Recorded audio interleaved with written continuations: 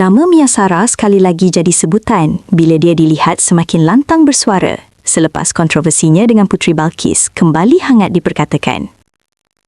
Menerusi satu ciapan di Threads, Mia atau nama penuhnya Mia Sara Nasuha Muhammad Ridwan seakan memberi bayangan bahawa selepas dia tampil memberi penjelasan, dia pula yang menerima kecaman berunsur body shaming daripada netizen.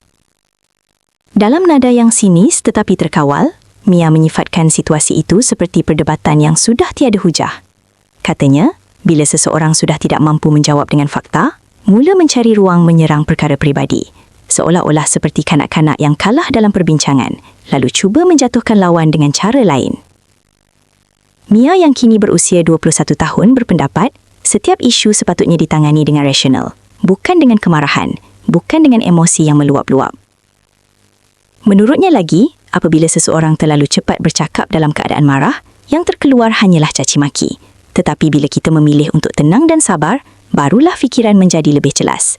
Jawapan yang diberi pun berasaskan fakta, bukan sekadar reaksi perasaan. Perkongsian itu nyata mengundang pelbagai reaksi. Ada yang bersetuju bahawa body shaming tidak wajar dijadikan senjata dalam apa jua perbalahan. Ada juga yang masih mempersoalkan isu asal yang tercetus antara kedua-dua pelakon muda tersebut.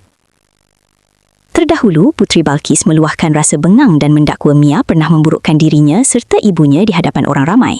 Dakwaan itu menjadi titik mula kepada rentetan kenyataan balas yang akhirnya membuka semula cerita lama. Apa yang menarik perhatian, perdebatan kali ini bukan sekadar tentang siapa betul atau salah. Ia sudah melibatkan persepsi, emosi dan juga serangan peribadi yang menyentuh soal fizikal. Dalam dunia media sosial hari ini, garis antara perbezaan pendapat dan penghinaan kadang-kadang terlalu nipis.